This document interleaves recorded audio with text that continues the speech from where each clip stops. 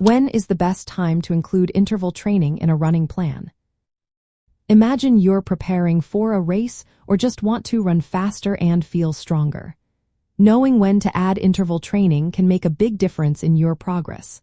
Let's break down the right timing for different runners. First, you need to build a solid base of aerobic fitness. That means doing easy to moderate runs regularly for several weeks. This helps your heart, lungs, and muscles get used to running without risking injury or burnout. For marathon runners, this base phase can last from 4 to 12 weeks, depending on experience.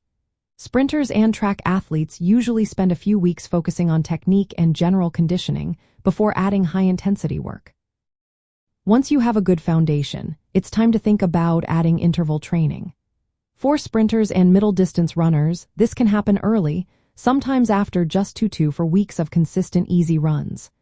They focus on short, fast bursts at near maximum effort, like 15 to 60 seconds, with plenty of recovery in between.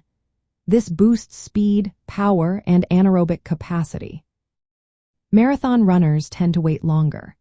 After several weeks of building endurance through long, slow runs, they add intervals to improve VO to maximum, lactate threshold, and running economy. These intervals might be 3 to 8 minutes long at threshold pace, with shorter recovery periods. Typically, marathoners do one interval session per week during specific training blocks that last about 8 to 12 weeks before the race. Timing within a weekly schedule is also important. It's best to do interval sessions on days when you feel fresh, usually after a rest day or an easy run.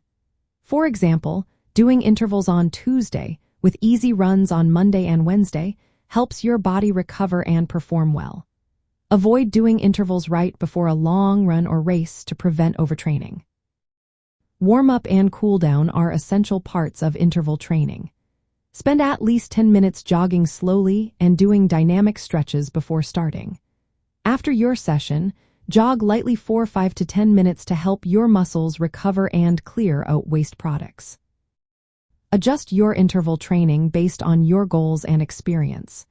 Beginners should start with fewer intervals, longer recovery, and lower intensity.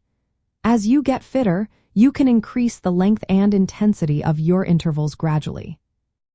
In summary, the best time to include interval training is after you've built a good aerobic base and your body is ready to handle higher intensities. For sprinters and track athletes, this can be earlier in the training cycle.